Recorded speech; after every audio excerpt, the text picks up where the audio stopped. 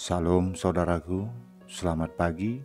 Semoga kita semua dalam keadaan sehat dan penuh sukacita dalam Tuhan. Marilah kita menggunakan waktu sejenak untuk berdoa, membaca dan merenungkan firman Tuhan sebagai sumber kekuatan, inspirasi dan motivasi bagi kita hari ini, Senin 16 Agustus 2021. Sebelumnya mari kita berdoa. Bapa di surga, kami bersyukur atas hari yang indah ini, hari yang penuh harapan. Kami akan merenungkan firman-Mu, kiranya Roh Kudus menerangi hati dan pikiran kami, agar kami sungguh memahami firman-Mu. Dalam nama Tuhan Yesus Kristus kami berdoa. Amin.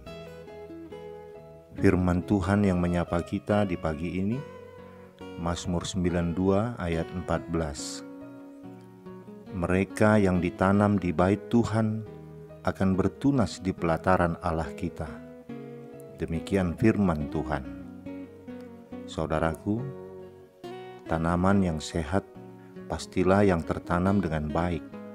Akarnya mendapatkan nutrisi dan nantinya akan menghasilkan keindahan.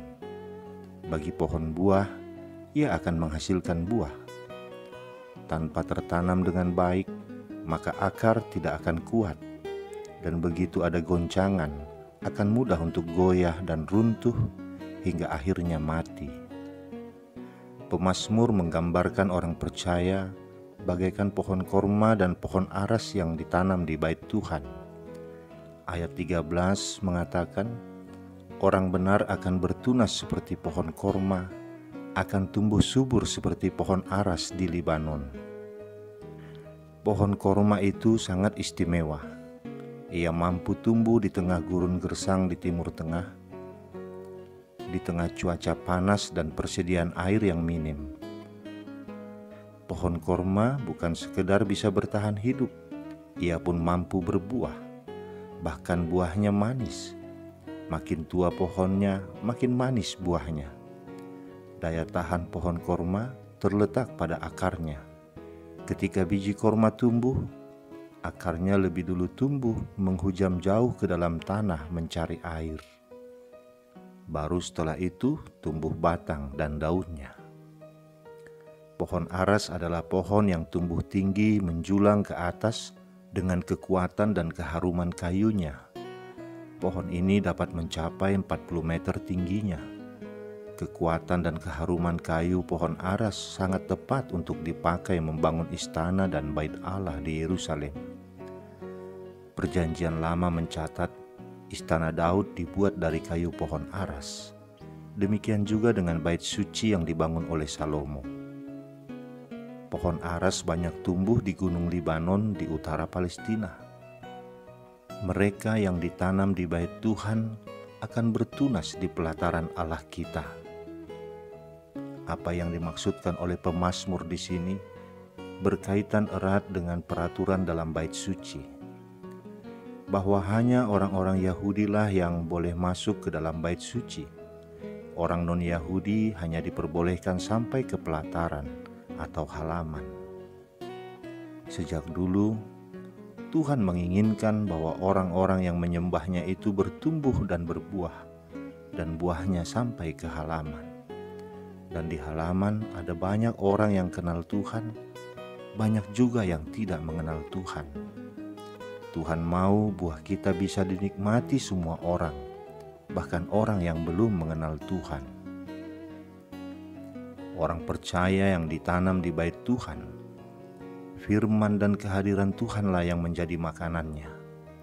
Ini membuatnya bertumbuh sehat dari tahun ke tahun, menjadikannya kuat menghadapi berbagai cobaan, serta menghasilkan buah pada musimnya. Saudaraku, cobalah kita periksa.